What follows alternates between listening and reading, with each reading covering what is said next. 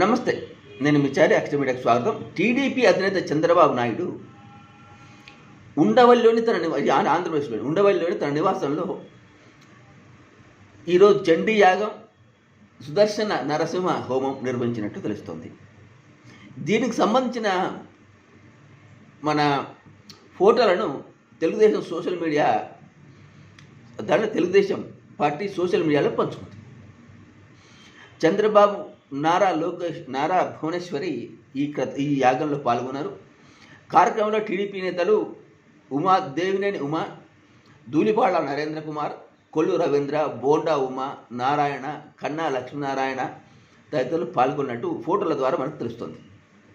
ఏపీలో మరికొన్ని నెలలు మన అసెంబ్లీ ఎన్నికలు రాబోతున్న తరుణం ఒకటి, ఇటీవల చంద్రబాబు జైలుకి వెళ్ళి బయటికి రావడం 2, నారా లోకేష్ యువగళ ముగింపు 3.